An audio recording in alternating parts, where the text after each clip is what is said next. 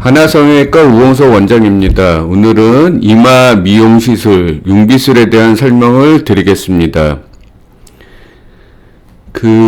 이마가 이렇게 이쁜 이마와 덜 이쁜 이마를 보여주고 있습니다. 이렇게 눈썹뼈가 튀어나오고 이마가 뒤로 밀려 있으면 좀 더 강한 이미지가 됩니다. 그래서 이런 이마를 이렇게 개선시키는 게 이마 융비술입니다. 저 같은 경우에는 20년 이상 미용 시술을 하고 있는데요. 예전에 2000년대 초반서부터 한 중반까지 해왔던 거는 보형물하고 지방 이식이 있습니다. 현재는 보형물이나 지방 이식은 안 하고 있습니다. 보형물이고요. 이렇게 본을 떠서 보형물을 만든 다음에 절개를 해서 넣는 겁니다. 이 보형물을 썼던 이유는 이때는 이거밖에 방법이 없었기 때문입니다. 그 외에 지방 이식이 있었는데요. 지방 이식의 문제점에 대해서는 밑에서 설명드리겠습니다. 현재는 발전된 윤곽 필러를 이용해서 시술하고 있습니다. 예전에 필러가 여러 가지가 없고, 주름에 쓰는 필러 중에 입자가 좀 큰 거를 이마에 썼을 때,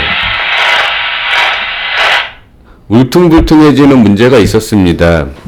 그리고 위치 이동이 되는 문제가 있고, 여러 가지 문제가 있었는데, 현재는 윤곽 필러가 발전돼서 그런 문제 없이 간단하게 이마를 시술하고 있습니다. 하지만 이 이마를 울퉁불퉁하지 않고 편편하게 이쁘게 시술하는 거는 테크닉이 발전돼 있습니다.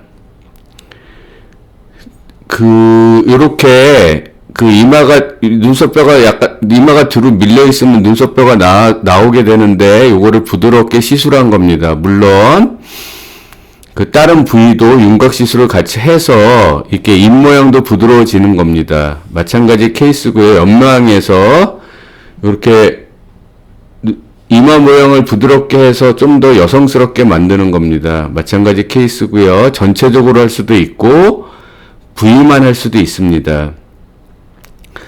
요런 케이스는 이마 옆쪽이 이렇게 꺼져 있을 때 그 부위만 이렇게 개선시킨 그런 케이스들입니다. 옆모습을 개선시키고요. 이렇게 앞모습을 개선시키는 겁니다. 요렇게 어색한 모양이 나오는 여러 가지 이유 중에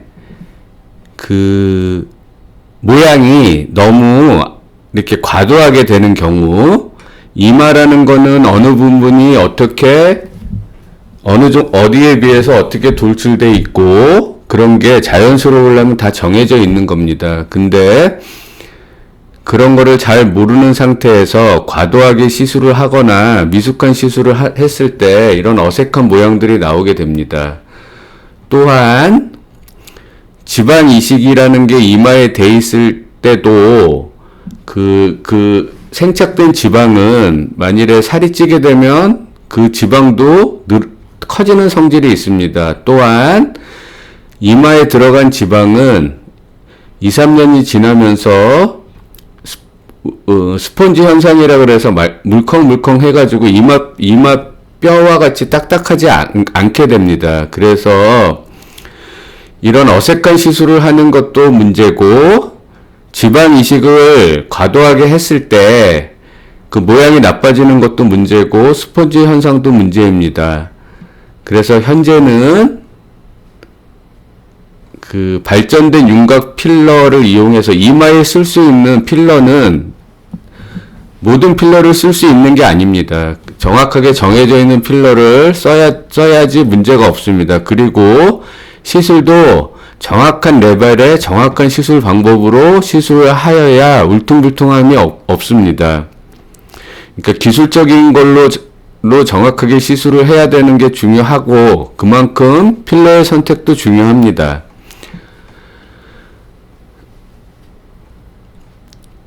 이렇게 어색한, 흔히 말하는, 강남 성게라고 하는데, 그런 용어를 쓰는 대표적인 이유가, 이런 이마 모양이 문제와, 이렇게 애교살이라 그래서 애교살이 잘못됐을 때, 그 다음에 지방이식이 잘못됐을 때, 이런 문제들이 발생하는 대표적인 예입니다.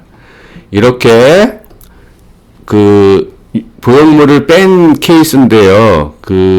과도하게 이마라는 거는 가장 튀어나온 부분이 여기가 아닙니다. 이렇게 과도하게 잘못되어 있을 때 보형물을 제거하게 됩니다. 이 보형물은 깨끗하게 이렇게 잘 나올 수도 있고요.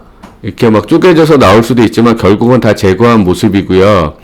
이 이마 보형물은 꽤 큰 고체 실리콘이 얼굴에 들어가는 거기 때문에 오랜 기간이 지나면 염증의 확률도 높아집니다. 그래서 이런 보형물 시술을 실제로 한 게 20년이 넘었는데 현재는 이런 보형물을 넣는 수술은 안 하고 있습니다. 현재는 예전에 하신 분들이 모양상의 문제나 염증의 문제나 이런 이유로 제거하는 게 주가 되겠습니다. 이렇게 제거한 후의 모습입니다. 지방이식을 하던 필러를 넣던 이렇게 울퉁불퉁한 문제가 발생되는 경우에 이분 같은 경우에는 지방이식을 한 경우인데 요거를 해결하기 위해서 이 과도하게 들어가 있는 지방을 효과적으로 제거하는 거는 큰 수술이 필요합니다. 그런 거는 큰 수술을 해야 되기 때문에 웬만하면 안 하게 되고요. 이렇게 꺼진 부위를 윤곽 필러를 이용해서 교정을 하면 이렇게 울퉁불퉁한 거를 커버하는 겁니다. 마찬가지로 요 눈썹 사이가 과도하게 잘못 들어가 있을 때 모양이 이렇게 나빠지게 됩니다. 요 부위가 과도하게 들어간 부위인데요. 이런 일은 저희는 자주 보게 됩니다. 수술하신 분의 기술적인 문제와 필러의 선택이 잘못된 경우, 두 가지가 같이 있는 경우 등의 원인이 있습니다. 요런 게 잘 녹는 필러라면 이렇게 녹여서 해결할 수도 있습니다. 하지만 녹지 않는 필러 중에 제거 수술이 필요한 경우도 있습니다. 그런 예외적으로 또 꼭 제거 수술을 해야 되는 경우에는 바깥으로 흉을 남기고라도 제거 수술을 하게 됩니다.